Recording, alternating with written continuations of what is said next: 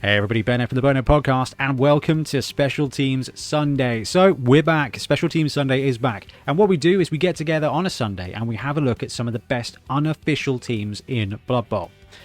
Fumble is an online version of Blood Bowl, runs on a Java client. You probably have to use Internet Explorer to use it, and it's now been updated to Blood Bowl 2020. So we've had a look at a bunch of Secret League teams that are out there, and they all have the Blood Bowl 2016 rules. Okay, no pass stat, old school skills.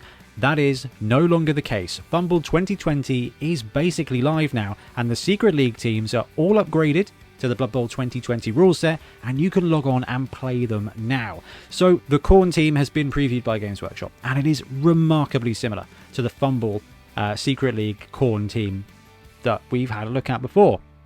And we've had a look at the Tzeentch team before. So we are going to have a look at one of the other most popular Chaos Gods out there, the Slaanesh team.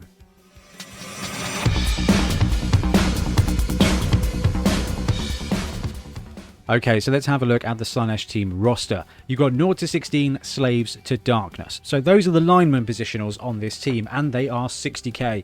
Spoiler alert, they're Ag 2+. So that already starts tailoring this team to more of a Slaanesh theme. We've seen Khorne, they are frenzy heavy because it's a god of murder and death and war, okay? We've seen Nurgle, they're a bit gammy and diseased, that's because that's its job. Slaanesh is all about just being weird and agile and live, okay? Ag 2+ represents that brilliantly, and at 60k, that is pretty cheap, okay? Think elves here. Now, the rest of the template falls very similarly to something like Nurgle or Khorne, but there's no big guy, which is interesting. But I don't think they need it, to tell you the truth. So 0 to 4 Slaangors, those are the Beastman version here, they're 100k a piece. They've got horns, they've got some cool stats as well, they're movement 7. Then we've got 0 to 4 Slaanesh Warriors. So this template does very much follow the lineman, beastman, chaos warrior archetype that we've seen with all the other teams. Now these are pretty cool. They start with claw, but they do not have strength access as it stands. So you're not going to see Mighty Blow Claw. Obviously it doesn't work quite as well in this edition, but what this team has is a lot of agility, not a lot of armor, but it does have those extra abilities. And they do have very long legs as well. So they've got access to agility with very long legs. So if you wanted to go for leap, it would be better than not having it. Now leap obviously is not the best thing in this edition, but you do have access to it. But 70k rerolls for Chaos is kind of what we see across a lot of their teams. It makes a lot of sense. They're not known for teamwork and getting along, but it will inhibit the team because, as you can see, all the different positionals, including the linemen, are expensive. So it is a tough team to put together everything that you want. I'm a big fan of that though, because it just means that when your team gets to 1100, 1200 TV, you've still got stuff to buy. So let's start out with the Slaves to Darkness, the lineman positionals of this team. 0 to 16, 60k a piece. Movement 6, Strength 3, Ag 2+, Passing 4+, Armor 8+. So these guys are basically Elven Union linemen, but they have General, Agility, and Mutation access. So you've got a ton of different things that you can do with them. Now on doubles, currently they've got Strength and Passing, which is a little bit unusual. Passing tends to be very limited these days. However, the Slaanesh team is very much about agility and just excelling at things. So it does kind of make sense for them to have that. With the other positionals, your linemen here, because they've got that Ag 2+, you don't have a primary ball carrier in this build. There's nothing there with primary ball carrier skills. So your linemen tend to slot into the ability to do anything well. Okay, movement 6, Ag 2+. They're 2+ dodging into the open. Movement 6 is fine, like average speed. If you've played against elf teams, you'll know that actually any elf is a threat. So a movement 6, even though it's not the fastest thing in the world, these guys are going to be able to do everything. And the fact they get GAM means that you can really customize them. If you want to create some block linemen, you can. It also means that if these guys score some touchdowns, after 6, then another 8. So after 14 SPP, you've got blodgers. You've got blodgers everywhere. It's going to take a while to brew up, sure. But actually, at that point, you're going to have, what, 100k or something? And your team is just going to be filthy good. And that does very much fit the Slaanesh theme. And we've got Slaangors as well. So these are 100k a piece. They're very expensive as far as these positionals go. So movement 7, strength 3, Ag 2+, passing 3+, and armor 8+, with horns and prehensile tail. What are these players here to do? Okay, so these I think are essentially your runners, but with a passing agility of 3+, they can actually be pretty reasonable at doing everything. The problem is that they're 100k and your warriors are 110k, your linemen are 60k, and your rerolls are 70k, so they are going to be fighting for real estate in your treasury. But with movement 7 and the ability to add 2+ dodge into the open or blitz at strength 4, it does mean that they are this is potentially one of the most powerful positionals in the game. This is a faster beastman with agility 2+. This is a dream blitzer without the skills it needs. Now, prehensile tail is an interesting one, and I think that's more of a throwaway skill here. It does mean that these guys can be brewed up to be incredible safeties, okay? Edge 2+ means they're going to be able to move wherever they want to go, and that prehensile tail is going to just... it's going to make it extra difficult for your opponent to dodge away. So a Slaangor with tackle as a first skill becomes a really effective safety. Okay, 2+ blitzing, 2-die blitzing basically everything. With tackle on there as well, it's going to mean that it's going to be able to take out everything. And if not, you're going to have prehensile tail to limit the ability of that player to dodge away as well. But I think when it comes to this team, because your linemen are 2+ agility anyway, you've got plenty of ability to handle the ball, so you aren't missing out on anything. I do like the idea of the Slaangor because that strength 4 blitz as a ball carrier with movement 7 and edge 2+ means that they're kind of a weak version of a Dark Elf blitzer. Okay, they've got some work to get there, and with armor 8+, they are going to be a bit vulnerable. But general agility mutation means that actually they're going to be able to get 2 heads. Okay, they're going to be able to get 2 heads and take that 1+ dodge into everywhere, forever, wherever they want to go, right? You're going to get that bonus, you're going to have that strength for the blitz. They are a blank canvas and an excellent stat line. That horns giving them strength 4 on the blitz is huge. So they can go for the 2+ dodge away into the open. They've got movement 7, so they will be able to hoon it around, or you can just run straight through stuff. Slaangors will be great. By the time they've got a couple of skills, block, dodge means that they are very powerful. It does mean you're going to have to work to get them there, and I think I enjoy that part of the balance as well. Alright, we've got Slaanesh Warriors 2. So these guys are 110k, movement 6, which is fast for a Chaos Warrior archetype. Strength 4, exactly what you'd expect. Edge 3+, the same as a Chaos Chosen. Passing 5+, yeah, armor 9+. Okay, so they are more vulnerable than a standard Chaos Warrior by 1 point, but they are faster by 1 point. So again, you've got that balance. They start with Claw and very long legs. So this is a really interesting combo of skills. Let's start with Claw. These guys have only got strength access on a double, so this is going to be their power. You're not going to see guard, you're not going to see a lot of mighty blow, not without them saving up. Now, movement 6 and edge 3+, you will be able to score some touchdowns, no problem at all. And obviously the best skill to give these guys at strength 4 with movement 6 is block. They become movement 6, strength 4 blitzers at that point. And with edge 3+, they become very effective ball carriers. Claw is just going to give them incidental removal. Okay, so don't look at these guys as being like, these are my claw brawlers. Okay, they're going to do all the removal.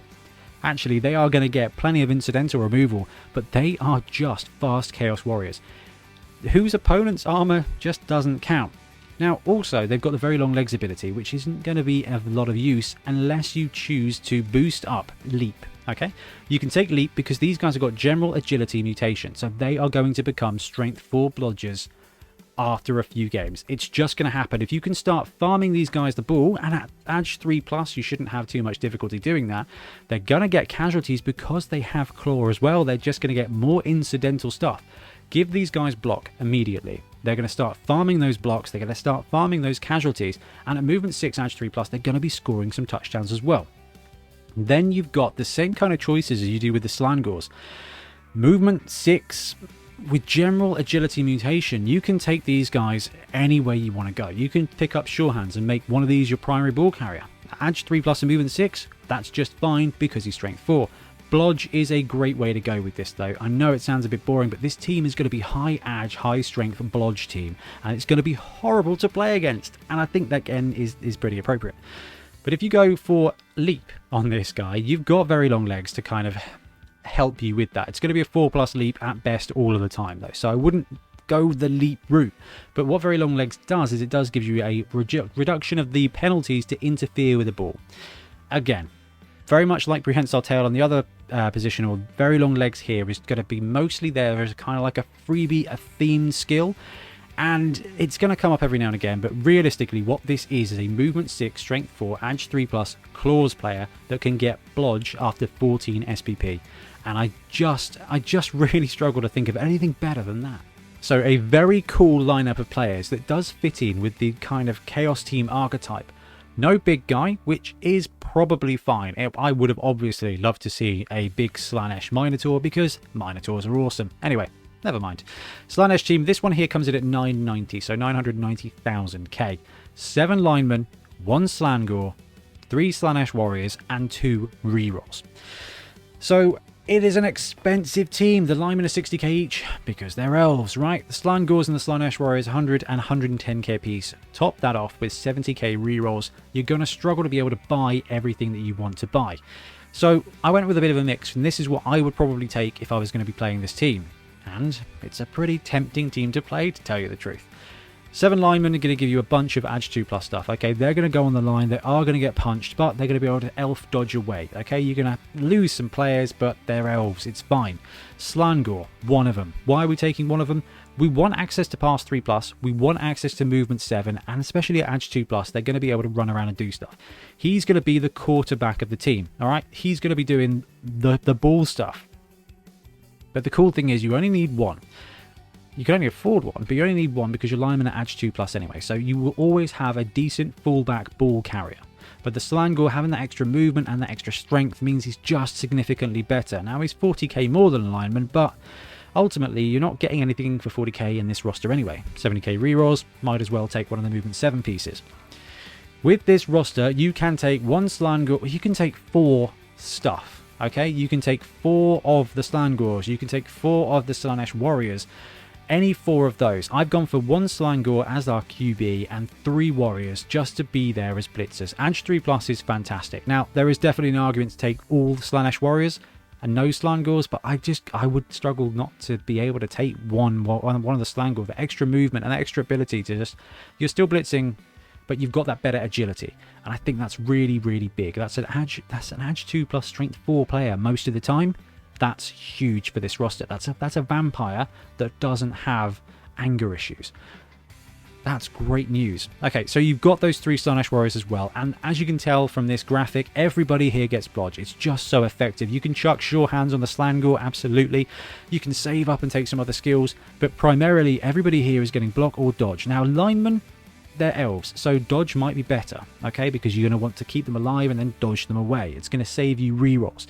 Now, 2 rerolls is not a lot, but Slaangor, Slaanesh warriors, blitzing and blocking strength 4 should give you 2 dice. That should keep you reasonably safe. You're going to get blocked quickly because of the agility and the speed, and you're going to be dodging away on a 2+ with all your linemen and that Slaangor, so you shouldn't need to burn those rerolls very often, especially not when it comes to ball handling. Those 2 rerolls should be enough to save you from 1 bad situation and 1 bad block per half. It is not ideal, but I just think it's worth it because then you can afford to save up and either buy a 3rd reroll. I probably wouldn't bother. I'd just pick up my 4 Slaanesh warrior and just pile the rows. You can save up some SPP on a lineman and become a leader caddy if you want, but realistically, this team is going to be so good. And if you play well with 2 rerolls, look at Norse, look at elves, look at wood elves. Most of their, 2 rerolls is a lot for wood elves these days. You can do it. It's going to be tough, but that's an inherent challenge aspect to this team of when this works out perfectly, and Slaanesh is all about perfection. It is going to be almost unstoppable, and I love it. On the other hand, it's going to be fallible sometimes. You're going to roll some 1s, your team's going to cripple itself, and you've got armor 8+ on most of your pieces. So there is definitely an element of this is going to whip around doing sweet stuff, but if it gets caught, it's going to die. And now to my favourite part of this. I love the game element. I love the brewing up teams and looking at the skills. But realistically, this is a model game, so you get to look at the cool models you can use. So recently, last year, something like that, Slaanesh got a big release in Age of Sigmar, which means we've got plenty of models to go having a look at. So these guys are called Bliss Barb Archers. £30, I think, for 10? 1, 2, 3, 4, 5, 6, 7, 8, 9, 10. And look at the dynamism. Now, there's some very easy conversions in there. There's going to be a few bits of challenge, but actually hand swaps, absolute doddle. Some of the archer positionals, I think there's 2, 1, but that's part of the joy of converting. These are very much high edge, low armor models. You've got some cool pieces of terrain on the base as well. So 1 box of these, and you've got a reroll counter right here. So 1 box of these guys, and you've got your linemen sorted. Now, when it comes to the Slaangor, what I would recommend is using these bodies and just replacing the head with something. Okay? Now, I do have an extra idea because The Chaos Warriors that I'm looking at picking up, if I was going to be doing a Slaanesh team, have got a load of heads that I think you just chuck a spare head of one of the Chaos Warriors onto one of these guys, and it's definitely going to stick out as having horns and as having, you know, that bestial element to it. And that is the Murbadesh Painbringers. Okay, so these guys are your Chaos Warriors for Slaanesh. Now, they don't really have the very long legs vibe, but I'm not too fussed about that because these models are really cool. There's 5 in a box, and like I said, with the helmets, you've got horns. You can take one of those helmets, put it on your lineman. That lineman is clearly halfway between a Chaos Warrior and a lineman, which is basically what the Slaangors do. Now, there are actually some Slaangor models out there. There's a very cool one in the Underworlds team for Slaanesh. But what you get here is that cool Slaanesh vibe. But even in the paint schemes here, you get that liveness, that vulnerability, that perfection, that gleaming kind of insidiousness, which is what the god of pain and pleasure is all about.